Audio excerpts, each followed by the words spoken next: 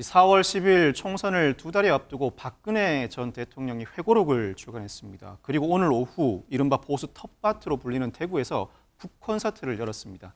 이 자리에서 박 전 대통령 이 회고록에 대한 소개는 물론 탄핵 등 전직 대통령으로서 겪은 정치 역전과 관련된 소회를 밝혔습니다. 아하, 저게 이제 오늘 북콘서트 모습인데요. 자, 허준 변호사님, 구체적으로 북콘서트면 이제 뭐 책을 썼다는 건데 저 자리에서 무슨 얘기를 했을지 막 궁금해요. 가장 눈에 띄었던 것이 2021년 늦가을에 수감 상태에서 썼던 미공개 자필 메모가 공개가 된 건데요. 이제는 모든 멍해를 묻고 누구도 원망을 하지 않겠다라는 입장의 글인데 그때 당시에 이제 그 감옥에서 내가 다 지고 가면 해결될 것이 아닌가라는 생각에 이 글을 썼고 이걸 유영하 변호사한테 전달을 했었는데 이걸 오늘 공개를 했다고 합니다. 대통령으로 재직하면서 혼신의 힘을 다했던 일이 적폐로 낙인 찍히고 또 맡은 바 직분에 충실하게 일한 공직자들이 구속되는 것을 보는 것은 견디기 힘든 고통이었다. 그리고 처음 정치를 시작할 때부터 함께 해줬던 사람들이 모든 짐을 자기에게 건네주는 걸 보면서 뭔가 무상함을 느꼈다라고도 했습니다. 하지만 이건 모두 다 정해진 운명으로 생각하고 받아들이기로 했다고 하고요. 또 대통령으로서 한 나를 위태롭게 하는 어떤 어둠의 세력들로부터 안보를 지켜낸 것도 뿌듯했고 또 조금이라도 나은 삶을 국민들에게 드리기 위해 노력했던 시간들 보람 있었다라고 대통령 시절을 회상을 했는데요. 네. 이번에 이 회고록을 쓰게 된 계기도 아쉬운 것은 아쉬운 대로 또 잘한 것은 잘한 대로 그대로 얘기를 하고 미래 세대에게 도움이 됐으면 하는 바람에 집필을 했다고 밝혔습니다. 이렇게 올 수 있었던 것도 그동안 거의 하루도 빠지지 않고 열심히 재활운동을 한 덕분이었다고 생각을 합니다. 먼저 간단하게 아침 식사를 저 혼자 준비를 해서 먹고 그리고 이제 제일 먼저 하는 게 재활운동이었습니다. 사과를 먹고 그 다음에 달걀 하나를 먹습니다. 1개. 그리고 시리얼과 요구르트 그리고 이제 커피 한 잔.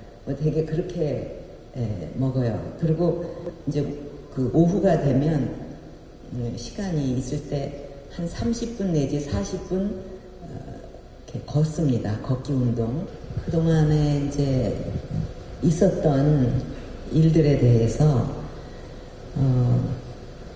하는 얘기가 있고 또 잘못 알려진 것도 있고 또 뭐 하여튼 굉장히 얘기가 많지 않았습니까? 그래서 대통령을 지냈던 사람으로서 어쨌든 아쉬웠던 일에 대해서는 또 그냥 아쉬운 대로 또 이거는 좀 잘한 결정이다 생각한 건 또 그대로 이렇게 써서 그 밝힘으로써 이게 미래 세대한테도 교훈이 될 수 있었으면 그런 생각으로 이제 집필을 결심하게 된 겁니다.